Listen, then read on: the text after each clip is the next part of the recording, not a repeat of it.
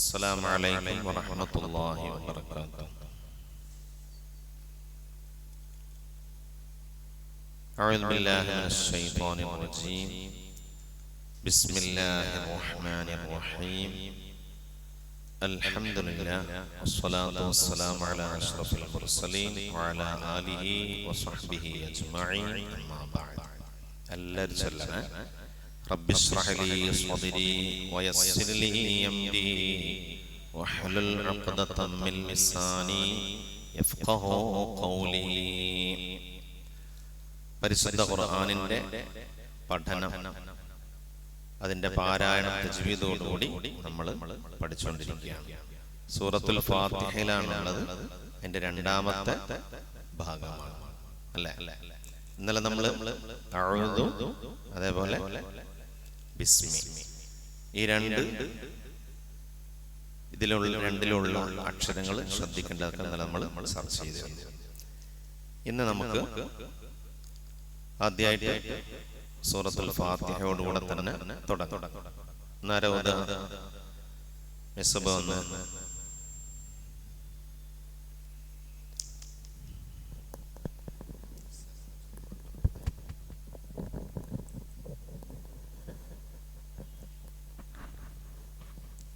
السلام عليكم ورحمة الله وبركاته. أعوذ بالله من الشيطان الرجيم. بسم الله الرحمن الرحيم. الحمد لله رب العالمين الرحمن الرحيم مالك يوم الدين إياك نعبد وإياك نستعين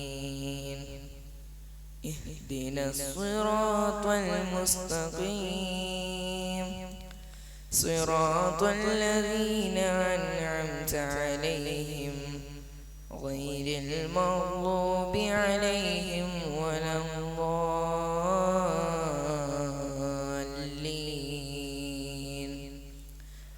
آمين.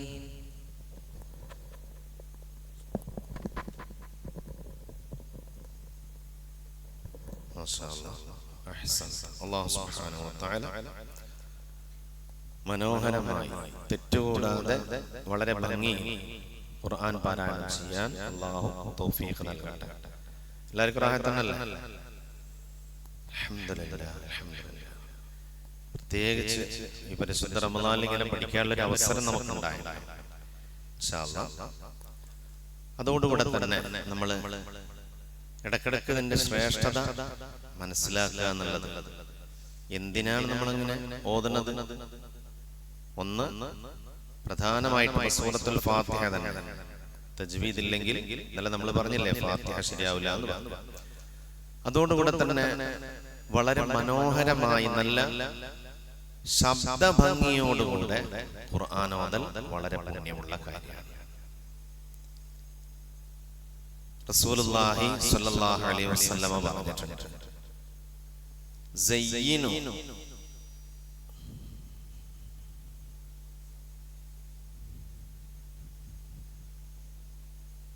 എന്താ വായിക്കുക? സയ്യിനു, നിങ്ങൾ ഭംഗിയാക്കുക.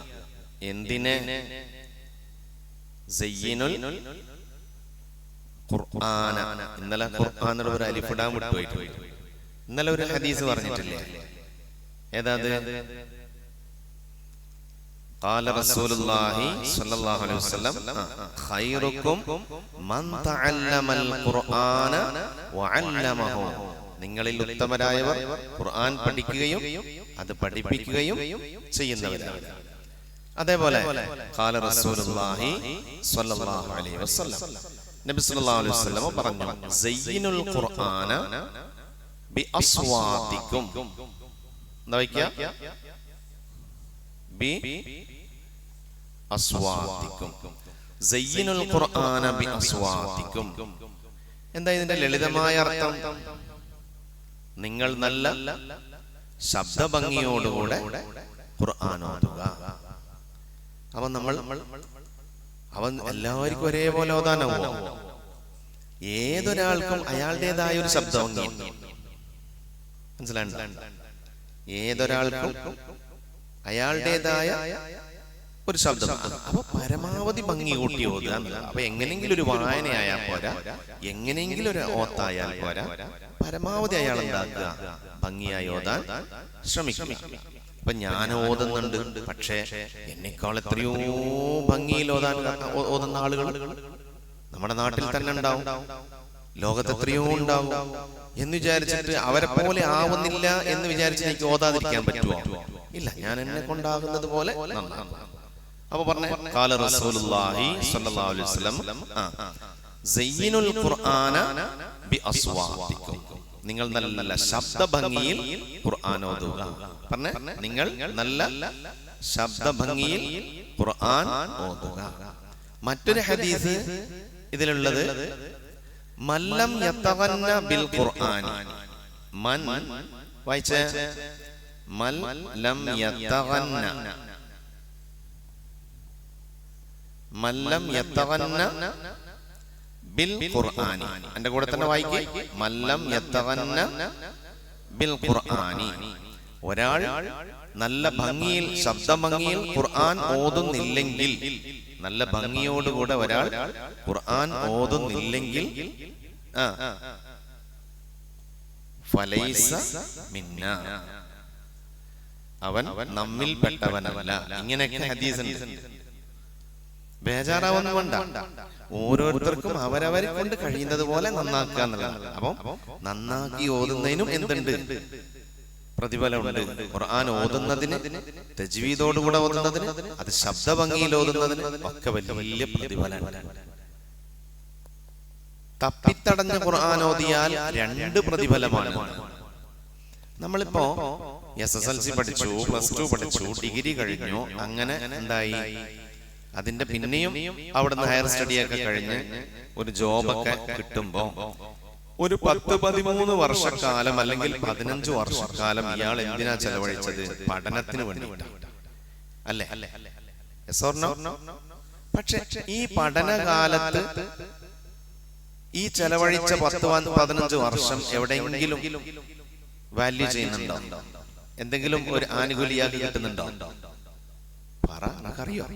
എനിക്കറിയില്ല. അറിയോ? ഇല്ല. അവിടെ നിന്ന് അങ്ങോട്ട് ഇയാൾക്ക് ജോലി കിട്ടുന്നതിനാണ് ശമ്പളം, ജോലി എടുക്കുന്നതിനാണ് ശമ്പളം. എന്നാൽ ഖുർആൻ അങ്ങനെയല്ല. പഠിക്കുന്നതിന് തന്നെ എന്തുണ്ട്? വലിയ പ്രതിഫലം അല്ലാഹു നൽകുന്നുണ്ട്. അല്ലാഹു തൗഫീഖ് നൽകട്ടെ.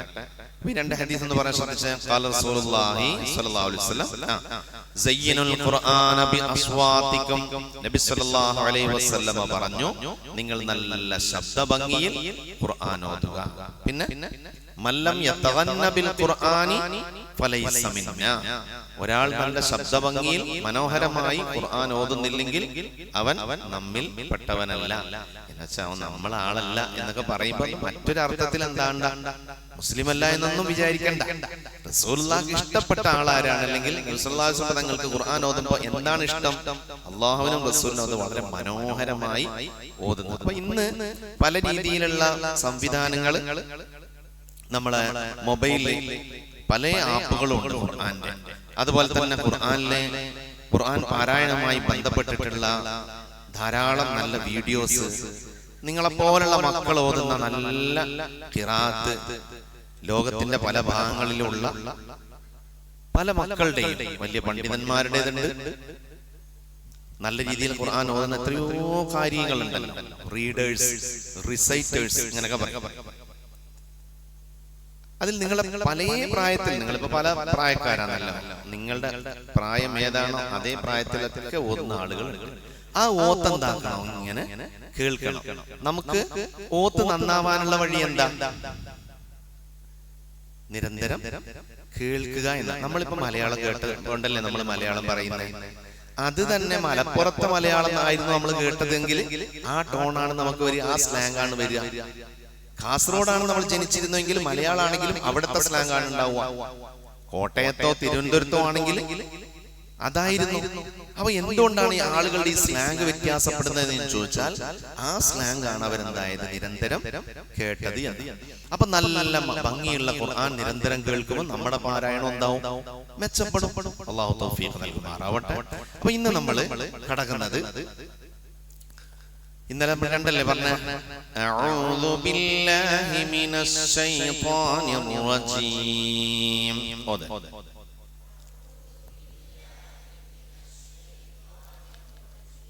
ബിസ്മില്ലാഹിർ റഹ്മാനിർ റഹീം.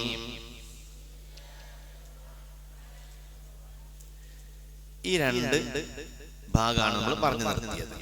ഇനി നമ്മൾ അടുത്ത ആയത്തിലേക്ക് കടക്കുകയാണ്. അപ്പൊ നമ്മളിപ്പോൾ ഉള്ളത് എവിടെയാണ്?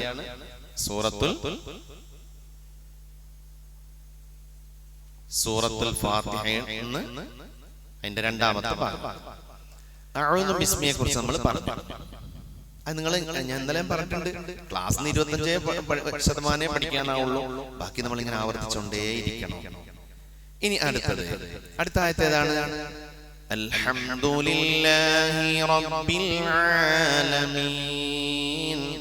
ഇതിൽ എന്തൊക്കെ കാര്യങ്ങൾ ശ്രദ്ധിക്കണം നോക്കണം. ശരിക്കും നോക്കണേ, എന്റെ കൂടെ തന്നെ പറയാനും ശ്രമിക്കണം. പറഞ്ഞേ. അൽഹംദു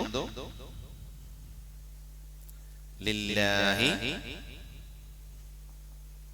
റബ്ബിൽ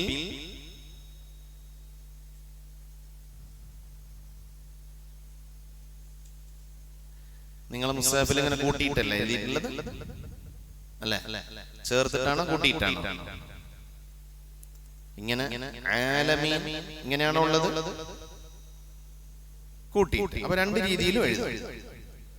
മുമ്പുള്ള മുസ്തഫിലൊക്കെ ഇങ്ങനെ വേർതിരിച്ച് എഴുതാം.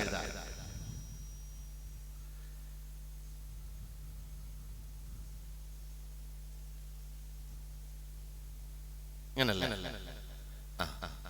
അൽഹംദുലില്ലാഹി റബ്ബിൽ ആലമീൻ.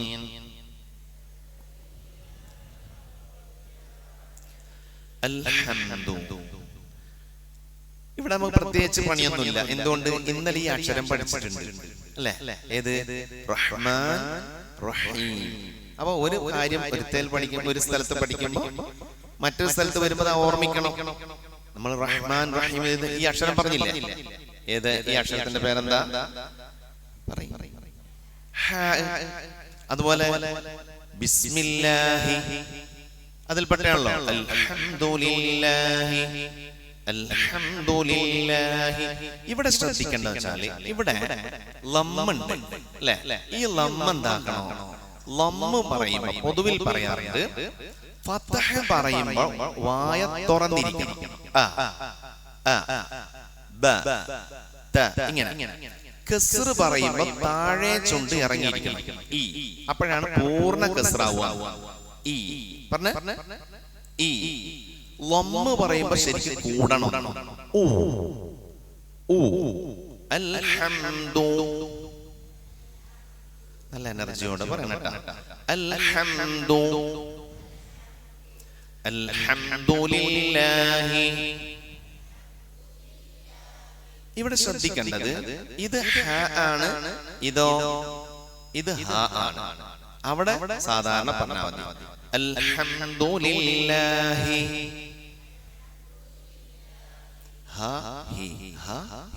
ഇതോ ഇത് വ്യത്യാസമില്ല. ആ ടോണ് മാറുന്ന ശ്രദ്ധിക്കണം. ഇനി ഇവിടെയാണ് പ്രശ്നം പല ആളുകൾക്കും വരിക. റബ്ബിൽ ആലമീൻ. ഈ അക്ഷരം ഇന്നലെ നമ്മൾ പറഞ്ഞതാണ്. ഏതാ? എവിടെ പറഞ്ഞത്?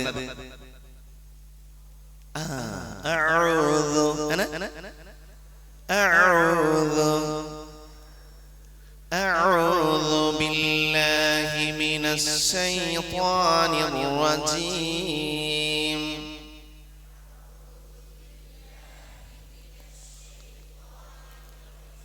ബിസ്മില്ലാഹിർ റഹ്മാനിർ റഹീം.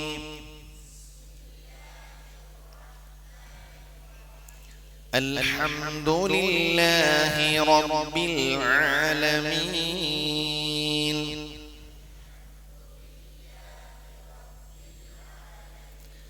ഇവിടെ എന്താ പ്രശ്നം അറിയോ? ചില ആൾ എന്ത് പറയും, ഈ റബ്ബിനെ ലാമിനെ കൂടെ കൂട്ടിയിട്ട് റബ്ബില്ലാലമീൻ എന്ന് പറയും.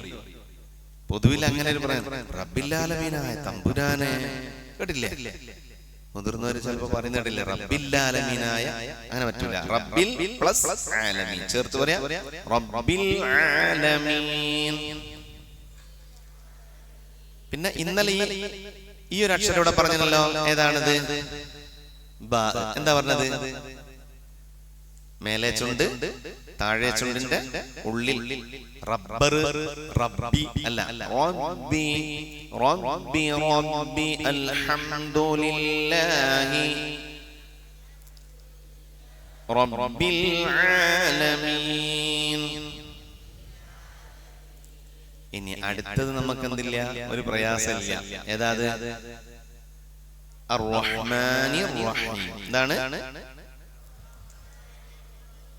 അർ-റഹ്മാനിർ റഹീം. എന്തുകൊണ്ട് ഇത് നമ്മൾ എന്താക്കി? ഇന്നലെ എവിടെ പഠിച്ചതാ? ബിസ്മിയിൽ പഠിച്ചതാണ്. അർ-റഹ്മാനിർ റഹീം. അപ്പൊ എളുപ്പമില്ലേ? കാരണം കൂടുതൽ നമുക്ക് പണിയെടുക്കണ്ടല്ലോ. നമ്മൾ ആദ്യം പഠിച്ചൊന്ന് കണക്ട് ചെയ്ത് ഇങ്ങനെ വന്നാൽ മതി. അർ-റഹ്മാനിർ റഹീം. ഇനി അടുത്ത ആയത്ത് ഒന്ന് ഓതിയേ.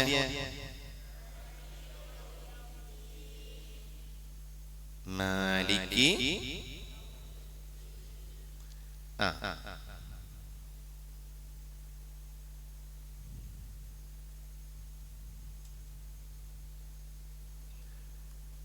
ഒരുമിച്ച് ഓതിയേ. മാലികി യൗമിദ്ദീൻ.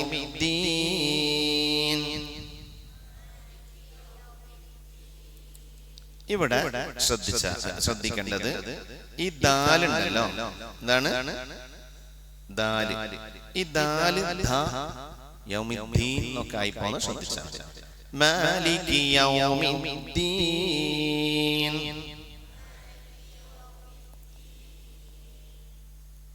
അപ്പൊ നമുക്ക് എന്താ മനസ്സിലാക്കേണ്ടത്? കുറഞ്ഞ അക്ഷരങ്ങളെ എന്താക്കേണ്ടതുള്ളൂ, നമ്മളൊന്ന് കോൺസെൻട്രേറ്റ് ചെയ്ത് പഠിക്കേണ്ടതുള്ളൂ. ബാക്കി നമ്മൾ പണ്ട് പഠിച്ച അല്ലെങ്കിൽ നമ്മൾ സർവ്വസാധാരണമായിട്ട് ഉപയോഗിക്കുന്ന അക്ഷരങ്ങൾ തന്നെയാണ്. അപ്പൊ നമ്മളൊന്ന് ആദ്യം മുതൽ ഓതാൻ ശ്രമിക്കാം.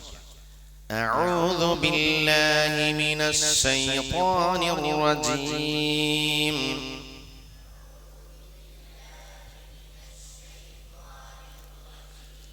ബിസ്മില്ലാഹിർ റഹ്മാനിർ റഹീം. അൽഹംദുലില്ലാഹി റബ്ബിൽ ആലമീൻ.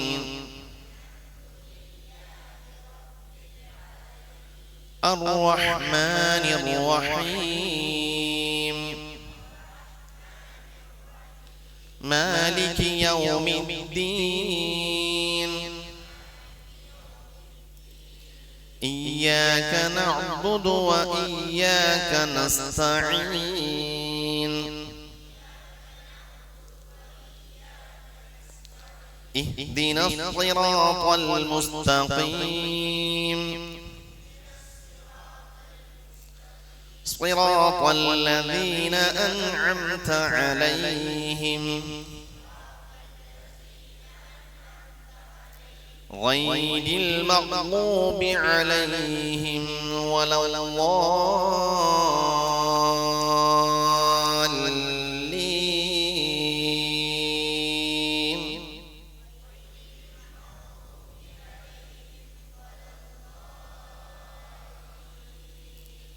آمين. صدق الله العلي العظيم وصدق وبلغ رسوله النبي الكريم ونحن على ذلك മിനശ്ശാഹിദീന ശാകിരീൻ വൽഹംദുലില്ലാഹി റബ്ബിൽ ആലമീൻ. അപ്പൊ നമ്മൾ മാലിക് യൗമിദ്ദീൻ വരെയാണ് എടുത്തത്. ഇൻഷാ അല്ലാഹ് ഇതിന്റെ ബാക്കി നാളത്തോടെ നമ്മൾ ഫാത്തിഹയുടെ പാരായണം നമുക്ക് നാളെ കൊണ്ട് തീർക്കാം. തുടർന്ന് ഒരു 10 സൂറത്തെങ്കിലും നമ്മൾ എന്താക്കണം, ചെറിയ സൂറകൾ നിസ്കാരത്തിലോതുന്ന 10 സൂറകളെങ്കിലും നമുക്ക് പഠിച്ചെടുക്കണം. അല്ലാഹു തൗഫീഖ് ചെയ്യട്ടെ. അതോടുകൂടെ തന്നെ തജ്വീദിന്റെ നിയമങ്ങളും വളരെ ലളിതമായ രീതിയിൽ ആർക്കും മനസ്സിലാവുന്ന രീതിയിൽ ഇൻഷാ അല്ലാഹ് നമുക്ക് പഠിക്കണം. വേണ്ടേ? അല്ലാഹു തൗഫീഖ് ചെയ്യട്ടെ. സല്ലല്ലാഹു അലാ മുഹമ്മദ് സല്ലല്ലാഹു അലൈഹി വസല്ലം. സല്ലല്ലാഹു അലാ മുഹമ്മദ് സല്ലല്ലാഹു അലൈഹി വസല്ലം. അല്ലാഹുമ്മ സ്വല്ലി അലാ മുഹമ്മദ് യാ റബ്ബി സ്വല്ലി അലൈഹി വസല്ലം. അസ്സലാമു അലൈക്കും.